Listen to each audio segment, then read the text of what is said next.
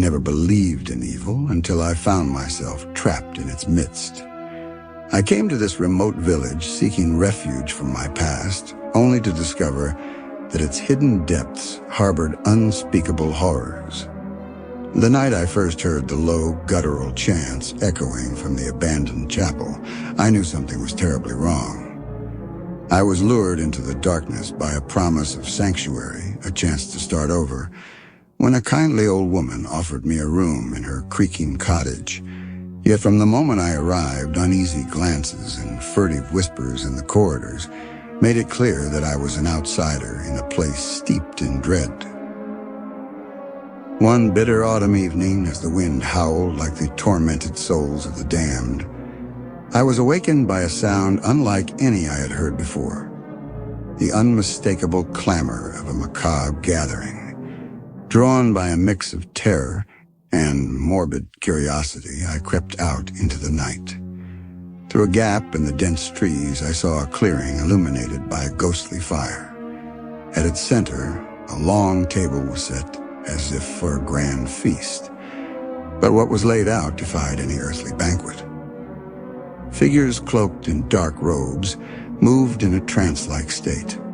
They were the villagers I had seen during the day. The quiet, unassuming faces now twisted into expressions of ecstasy and horror.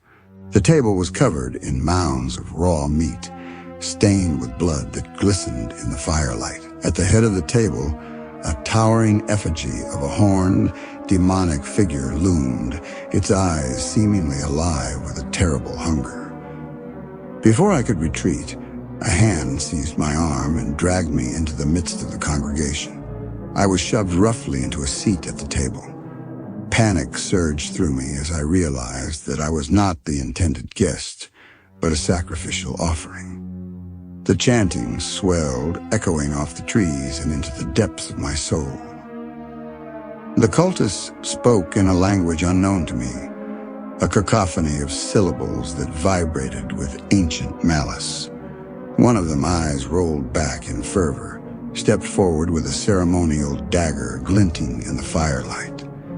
I felt the cold steel press against my skin before I could scream. The ritual had begun. In those agonizing moments, I watched in horror as one of the cultists carved intricate symbols into my flesh, each cut a promise to the unspeakable power they worshipped. With every drop of blood spilled, the monstrous effigy seemed to grow more vivid, as if feeding on our terror. I could see my own reflection in the pool of crimson on the table, a dying man captured in a moment of unfathomable despair. The night stretched into a nightmare without end.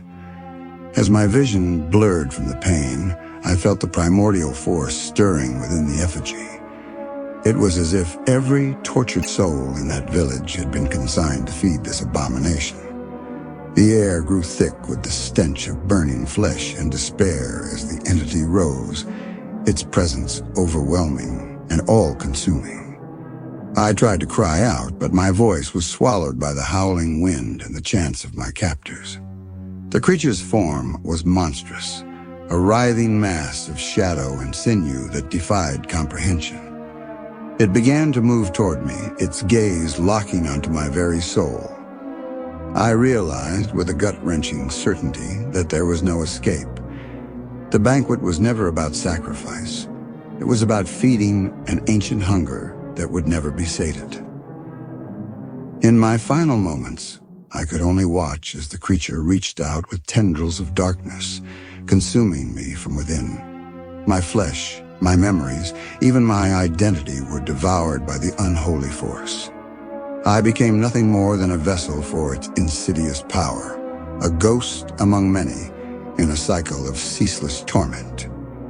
When dawn broke over the ruined village, there was no sign of life. The clearing lay silent.